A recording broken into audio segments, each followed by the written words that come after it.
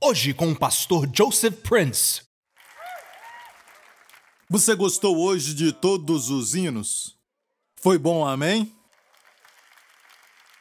Sabe que esses hinos são especialmente ungidos?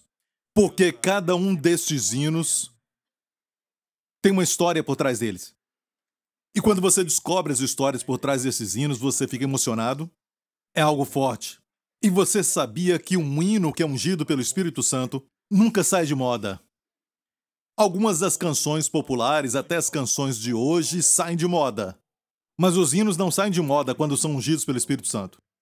Existem alguns hinos, somente uns poucos, que estão baseados em descrenças, portanto não são bíblicos. Mas muitos dos hinos que cantamos são ungidos.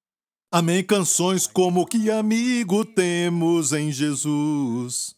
Até as crianças aprendem Jesus me ama, isso eu sei. Canções lindas que você ouviu. Se puder, cante isso o dia inteiro, amém? O mundo de hoje está se tornando cada vez mais, como o apóstolo Paulo escreveu para Timóteo, tempos perigosos. Estamos vivendo em dias muito difíceis. Mas escute bem isso. Um tempo atrás eu estava escutando o meu livro. Sabia que tem uma gravação em áudio do meu livro sobre a oração de proteção, Salmo 91? Eu estava ouvindo os testemunhos e o ensinamento de novo. Foi muito bom para mim. Precisamos conhecer as bênçãos e as promessas do Salmo 91. No mundo em que vivemos. Não só porque sabemos que Jesus falou haverá guerra e rumores de guerras antes da sua volta. Amém? Isso tudo está acontecendo. Estamos vendo os países agitados e tudo mais. Sabe? Conversas. E sabia que o mundo é um lugar perigoso. Amém? Vivemos num mundo em que querem mudar as leis de Deus, a direção que Deus nos deu e como Deus faz tudo, e chamamos o mal de bem agora e até o bem de mal. Não é? Estamos vivendo esses dias que Paulo chama de tempos difíceis, perigosos. Mas há um lugar em Cristo para a nossa proteção. Amém? Não podemos fingir que nada disso existe. Isso existe. Então, nós precisamos orar. Não podemos só olhar para o que está acontecendo, precisamos orar. Amém? A oração é algo que você precisa para você e para a sua família. Você não sabe o que vai acontecer amanhã, amém? Mas graças a Deus, Deus sabe de tudo, do começo até o fim e do fim até o começo, amém? Deus é um Deus que está fora do tempo, amém? E é por isso que nós precisamos orar. E eu quero chamar a sua atenção para o fato de que a primeira coisa no nascimento da igreja, há 2000 anos atrás, a primeira coisa que Deus deu para eles foi a linguagem de oração. Que coisa linda, amém? Olha isso. Vamos ler Atos 2. E cumprindo-se o dia de Pentecostes, estavam todos concordemente no mesmo lugar, e de repente veio do céu um som como de um vento veemente e impetuoso, e encheu toda a casa em que estavam assentados, e foram vistas por eles línguas repartidas como que de fogo, as quais repousaram sobre cada um deles, e todos foram cheios do Espírito Santo e começaram a o quê? Falar noutras línguas, conforme o Espírito Santo lhes concedia que falassem. Olha o que fala o verso 1, no dia de Pentecostes, quando ele se cumpriu. Você sabia que o primeiro Pentecostes, na verdade, foi quando Deus deu os 10 mandamentos? No Monte Sinai? Aquele foi o primeiro Pentecoste, qualquer judeu sabe disso, aquele que conhece os dias de festas. O primeiro Pentecoste foi marcado pela lei que foi dada, os 10 mandamentos, no Monte Sinai. Houve também um vento impetuoso e também relâmpago e também fogo. E aqui, cumprindo-se o dia de Pentecostes na nova aliança, Deus deu não a lei, mas o Espírito, e não no Monte Sinai, mas no Monte Sião. Amém? E havia também fogo, línguas de fogo. Aqui, quando Deus deu a lei, logo depois 3.000 pessoas morreram no pé do Monte Sinai. E aqui, quando Deus deu o Espírito num dia de Pentecoste, Pedro se levantou e pregou e 3.000 pessoas foram salvas. 3.000 morreram, 3.000 foram salvas. A lei mata, mas o Espírito dá vida. Nada errado com a lei é santa, a lei é de Deus, a lei é justa, mas a lei não pode tornar ninguém justo, a lei não pode abençoar ninguém. A lei diz que você tem que obedecer completamente antes de ser abençoado. A lei não pode santificar ou fazer alguém santo. Alguns acreditam que podem se tornar santos tentando cumprir a lei. A lei foi desenhada de tal maneira para mostrar sua imperfeição, como a linha de um nível vai mostrar algum tipo de prédio ou qualquer outra estrutura, se está se desviando da linha do nível, assim também, a linha do nível de Deus mostra se nós estamos nos pervertendo ou se estamos nos desviando. Não podemos comparar os dois um com o outro. Não podemos comparar entre nós mesmos. Precisamos comparar com Deus e somos pecadores. Alguns cometem o pecado no exterior, mas alguns cometem o pecado interior. Ainda é pecado. Somos pecadores, mas Deus nos ama a todos. É incrível como Ele nos ama. Eu estava lendo outro dia. Eu cheguei na parte da Escritura que diz: agradou a Deus moer a Jesus, Isaías 53. Agradou a Deus, em outra versão, feri-lo. Fala do Pai, e agradou o Pai moer Jesus. Eu entendo que o Pai nos ama, amém? Deus nos ama e enviou o seu Filho, que também nos ama, e eu sei o quanto o Pai ama o Filho. 2 vezes fala nos Evangelhos, quando Jesus saiu das águas do Rio Jordão, as águas do batismo, o Pai abriu o céu e disse: este é o meu Filho amado, em quem me comprazo. E outra vez Deus abriu os céus no Monte da Transfiguração e Deus falou e disse: este é o meu Filho amado, a ele ouvi. Amém? Deus ama o seu Filho. E por isso eu não entendo esse verso em Isaías que diz: agradou a Deus moer Jesus. E por muito tempo eu não pude entender isso. E eu sei que quando Jesus obedeceu ao Pai, ele mesmo, Jesus, falou para os discípulos no cenáculo dizendo: como o Pai me deu este mandamento, assim eu faço. Levantem-se e vamos logo. Vamos logo era ir para a cruz. Ele decidiu morrer por obediência ao Pai. Não só porque ele nos amava, mas porque ele estava obedecendo ao Pai. E agora Jesus disse que havia uma importância maior, um novo motivo para Deus amá-lo. Por isso o Pai me ama, ele disse, porque eu entrego a minha vida. Então o Pai sempre amou o Filho. Antes de sermos criados, o Pai amava o Filho. Eu era as suas delícias, mas ainda eu não entendo como agradou o Pai moer seu Filho. Então eu perguntei ao Senhor sobre isso anos atrás, e eu me lembro que era na época do Natal, e nós estávamos saindo, como muitos por aí, para fazer compras de última hora, e Jéssica tinha 3 anos de idade, e nós estacionamos o carro no estacionamento do lado de fora, e então depois fomos para o shopping, e tinha que andar muito. E quando voltamos, nós tínhamos muitas sacolas, o Andy carregava algumas e eu também carregava algumas sacolas e a Jéssica se cansou. Então é lógico que, como um pai forte, eu quis carregar minha filha, certo? Ela estava com sono, então a peguei no colo, ainda com as sacolas, e quase que imediatamente ela dormiu nos meus ombros. Eu pude ver que ela estava dormindo. E depois eu lembrei que eu tinha estacionado muito distante. É bom quando você chega cheio de energia, sem carregar nada, você estaciona longe. Mas com tudo aquilo, ai meu Deus, todo passo era uma luta. Ainda com aquela criança bem pesadinha. Uma criança linda, mas muito pesada. E eu podia fazer uma coisa que era colocá-la no chão. Não é? Tinha que acordá-la e fazê-la andar. Mas eu a amo muito. E eu, quando a carregava com uma mão e a outra mão cheia de sacolas, é o Andy com sacolas, eu senti que o meu braço estava dormindo. Isso não é tão ruim. O próximo foi pior. Aquelas agulhadas, sabe? E eu fiquei fazendo a maior força só para poder sentir ela respirando no meu ombro, porque eu a amo tanto. E eu percebi que Isaías 53 começa, Isaías 53 que diz: agradou ao Senhor moê-lo, começa dizendo: a quem foi revelado o braço do Senhor. Ou seja, para quem Deus vai revelar o seu filho, e aqui ele chama o seu filho de braço. Percebi que ele estava respondendo minha oração. Para entender o que ele quis dizer, ele perguntou: você ama sua filha? Eu disse: sim. Eu prefiro moer o meu braço do que acordá-la. E eu percebi que Deus moeu o seu filho porque ele nos ama muito. Não é incrível o quanto Deus nos ama? E sabe, esse é o tipo de coisa que você não aprende com a religião. Você aprende com os evangelhos, com as boas novas. Uma revelação da bondade de Deus. E você pode receber isso, deixe-me falar isso, até o que eu disse para você agora. Entender como Deus é bom. Nós não conseguimos entender isso só de ter um gostinho como tivemos agora. É um presente da sua bondade para entendermos quão bom Ele é. Glória a Deus, essa não é a minha mensagem hoje, ok? Eu quero te mostrar algo que vai te abençoar, mas tem muitos benefícios nesta palavra. Vamos falar sobre o nascimento da igreja e como Deus os encheu com o Espírito. E no primeiro Pentecostes, 3.000 pessoas morreram. No novo Pentecostes, 3.000 pessoas foram salvas. A lei mata, mas o Espírito dá vida. A lei exige justiça. Graça provê justiça.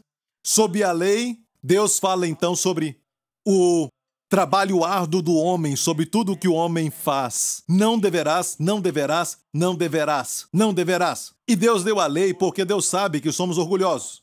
Somos tão orgulhosos que não achamos que somos pecadores. Algumas pessoas agora mesmo pensaram, não somos tão maus assim, não somos pecadores. Mas olha bem isso, todos nós somos pecadores, quebramos os 10 mandamentos. Se não com ações de coração, com a mente. Nós somos todos pecadores, amém? Glória a Deus, diga amém. Mas Deus nos ama. E Deus nos ama mesmo quando éramos inimigos. Amém, Ele nos deu seu Filho para morrer por nós quando nós éramos pecadores. Amém? E aqui, sob a lei, Deus fala então sobre a obra do homem. Amém? Não matarás, não roubarás, não faça isso, não faça aquilo, não faça obra do homem. Mas quando a graça veio, no dia de Pentecostes, no Monte Sião, e 3.000 pessoas foram salvas, a ênfase foi o que está aqui. Vamos ler? Eles falando em línguas e cretenses e árabes, todos nós temos ouvido em nossas próprias línguas falar das grandezas de Deus. Não mais a obra dos homens, mas falaram as grandezas de Deus. Amém? Então não é mais o quanto o homem é mau, mas é sobre o quão bom Deus é. Amém? Não é sobre como o homem tem caído, mas é como quanto Deus tem ido até você. E como Ele faz tudo para te salvar e te abençoar. Amém? Não é mais sobre a maldade e o pecado do homem, mas agora é tudo sobre a amabilidade, a beleza, a glória e a excelência do nosso Deus. Aleluia! Amém? Qual deve ser a nossa ênfase na pregação? Amém? E muitas vezes ficamos aqui neste acampamento por muito tempo, falamos para as pessoas a ponto de que elas nem conseguem mais ver Deus e veem Deus como um Deus que pune, um Deus que sempre julga, enquanto o nosso Deus é um Deus de amor. Amém? Aleluia! Glória a Deus, obrigado Jesus. Mas perceba aqui que eles falavam em línguas falando da grandeza do nosso Deus. Quando você fala em línguas, você está proclamando as grandezas do nosso Deus. Amém? Edifica o seu espírito. Eu quero falar algo sobre orar em línguas hoje que vai te ajudar tanto. Amém? Na área do estresse, ansiedade, preocupações, ataques de pânico e também problemas físicos em termos de enfermidades, doenças crônicas, todas as doenças. Então, línguas é um dom de Deus e eu sempre digo isso, uma arma de Deus ou uma arma, um instrumento do céu, feito no céu. Amém? E quando Deus dá algo como oxigênio, é incrível quando Deus dá algo, sabe, tem muito, poderia dizer até milhares de uso. Como o oxigênio é usado para viver, para você encher os seus pulmões, amém? Da propulsão a máquinas e veículos, por exemplo, aquela furadeira pneumática, a palavra pneuma, é ar, vento. E o vento pode mover barcos, navios, e pode fazer muito, milhares de coisas. Só uma criação de Deus. O ar. Certo? Quando o homem cria, ele cria uma coisa e depois tem que criar outras coisas para manter aquilo que ele criou, como o seu celular. Quando você leva o seu celular para suas viagens, tem que levar o carregador. Certo? O homem cria o computador e tem que levar tudo que vai junto com o computador. É por isso que, quando eu resolvo viajar, o quarto do hotel que eu fico parece um hospital. Com aquele monte de tubos saindo de todo lado. E eu levo ainda uma luz especial, porque a luz do hotel geralmente é muito ruim. Eu acho que eles queriam que os quartos fossem românticos. Certo? Mas eu levo comigo o pastor Daniel, o pastor Lawrence, e às vezes o pastor Mark também. Isso não é muito romântico, ok? Mas eles sabem como é difícil preparar uma mensagem quando eu vou pregar em conferências com aquele tipo de luz. Então eles levam para mim uma luz que colocam no pedestal, algo assim que vai ajudar a iluminar para a minha leitura e tudo mais. E tem que ter um monte de coisas como as tomadas e tudo mais, com fio para todo lugar e muita coisa para manter. Amém? É a criação do homem. O homem cria algo E tem muita coisa que acompanha. Deus cria uma coisa e tem muito uso. Deus é dadivoso. Amém? E Ele deu o dom de línguas. Hoje eu quero focar em um benefício que eu acho que muitos de nós temos sido roubados. Você talvez já tenha essa palavra, mas eu acho que o diabo roubou essa palavra. O diabo vem e rouba essa palavra, e esta é a área que traz benefício, e tem muitos benefícios em orar em língua, por exemplo, e eu falarei disso nas próximas semanas, mas vamos dizer que você ora pelo seu filho. Amém? E você sabe que o seu filho está na escola, e você está orando, mas de repente a sua oração muda e você ora em português e entende tudo, e o Espírito Santo te inspira e te dá uma visão sobre algum tipo de acidente que pode acontecer com o seu filho. O que você faz? Você começa a pedir a proteção de Deus, certo?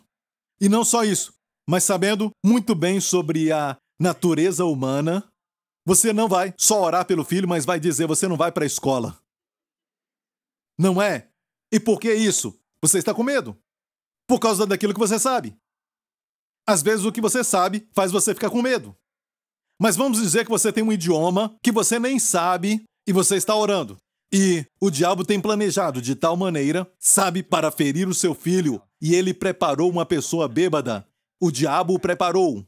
Naquele mesmo dia, o seu filho está saindo da escola e o diabo preparou tudo. E você está orando e você está dizendo, arabarabara, eu estou orando pelo meu filho, Senhor. Eu oro para que aquele bêbado não passe ali, que meu filho esteja no lugar certo na hora certa, e você está orando e cantando e cozinhando, amém? Ou está trocando fraldas, ou está trabalhando, caminhando, carregando arquivos e orando pelo seu filho, que está em perigo e você nem sabe disso. O que traz mais estresse? A oração em português ou a oração no Espírito? É lógico, é em português, certo? Porque você está orando pelo futuro e nem sabe o que vai acontecer. Amém? Eu quero te dizer que como Deus fez nascer essa mensagem da graça e o redescobrimento do Evangelho da Graça durante um tempo que eu estava orando em línguas. Amém? Se Deus falasse para mim que eu estaria pregando para uma multidão e até para milhões de pessoas no mundo através da televisão e mídia, eu teria até desistido. Eu não teria o desejo de estar no ministério. Eu tinha tanto medo de multidões. Amém? Mas aprendi a orar em línguas e orava pelo meu futuro. E um dia, na frente de milhares de pessoas, Deus disse, você orou por isso. Há 10 anos atrás. Há 20 anos atrás. Amém? Então, quando oramos em línguas, estamos orando muito além do nosso limite, da nossa pequena mente. Amém? Você está orando pelo futuro, você faz isso e pode orar até pelo passado. Quando aquele medo entrou e você não sabe por que você está passando por isso, você luta para se livrar, mas não consegue livrar-se daquele tipo de medo. E Deus, o Espírito Santo, te ajuda a alcançar a vitória e curar essa parte. E Ele também vai até o futuro e toca naquilo. Porque Deus está fora do tempo. Ele está fora do tempo porque Ele criou o tempo. Por isso a cruz, de acordo com Deus, aconteceu ontem. Você deve pensar assim quando toma a Santa Ceia. Não é somente algo que aconteceu há 2000 anos. Isso é somente uma linguagem por causa da compreensão do homem sobre o tempo. Deus está fora do tempo. Então, amigo, escute. E falando em línguas, eu vou falar sobre um benefício. E não é intercessão, mas o benefício é como ajuda o seu corpo. E te mantém de uma forma tão preparado para que o medo, estresse, depressão e ataque de pânico não tenha mais nenhum tipo de domínio ou poder ou vitória sobre a sua vida. Você pode ser liberto de vícios e pode até ser liberto de doenças. Está pronto? Então vamos focar somente nesta área primeiro, amém? E nos próximos dias, se o Espírito de Deus nos levar a isso, vamos focar também nos outros benefícios, porque tem milhares de benefícios com um dom que traz muitos benefícios. Eu só quero dizer rapidamente que tem algumas denominações que dizem não ore em línguas porque isso é do diabo e quando você faz isso está orando ao diabo. Você só tem que ler 1 Coríntios 14, versículos 2 e 3, que diz claramente: aquele que ora em uma língua não conhecida não fala aos homens, mas com Deus. Não ao diabo, mas a Deus. E essas pessoas dizem, temos que ir pela palavra de Deus, temos que usar a Bíblia. A Bíblia diz que aquele que fala em uma língua não conhecida não fala aos homens, mas fala a Deus. Você tem uma linha direta ao próprio Deus, aleluia! Então, deixe de lado as opiniões dos homens, deixe de lado essas denominações e coloque o foco na palavra de Deus, amém? Descanse. Jesus mesmo disse, os sinais hão de seguir os que crerem. Em meu nome falarão em novas línguas. Imporão as mãos sobre os enfermos e serão curados. Os que não acreditam em orar em línguas, inevitavelmente isso está conectado. Eles não acreditam em orar em línguas, não veem a operação dos dons de cura. Os enfermos não são curados neste ministério. E vivem inventando desculpas. Não é, mas sempre estão juntos. Os que acreditam em orar em línguas veem muitos milagres acontecendo no seu ministério. Amém? Ah, não importa, pastor Prince, vai importar quando o seu filho estiver doente e os médicos não têm a cura. Aí você vem me falar, se não importa. Então deixa de lado todas essas questões denominacionais e fique com a palavra de Deus. Posso ouvir um amém, igreja? 1 Coríntios 14, 4. O que fala em línguas edifica-se a si mesmo. Diga, edifica-se. A palavra edificar, escute isso. A etimologia dessa palavra vem de duas palavras do latim, certo? Edificar. Edis é, na verdade, uma casa ou um prédio, como edificar e edifício. Um prédio alto, um prédio grande. Então a palavra edificar, a etimologia vem do latim, vem de edis, que é casa ou prédio, ficare ou ficar, certo? Da palavra edificar, construir. Coloca as duas juntas, é construir ou reparar. Construir uma casa. Hoje, quando falamos edificar, alguém diz, pastor Prince, sua palavra me edificou. Ou seja, confortou moralmente, inspirou de uma forma moral, algo assim. Mas não pensamos nos termos físicos. Mas a palavra raiz é no sentido físico, porque fala de um prédio. De fato, no grego, essa palavra edificar é, na verdade, oikodomio. Oikos é uma casa, um prédio. Domio é construir o prédio. Ok? Domio, na Itália, você escuta domio, certo? Um prédio. Domo, domio.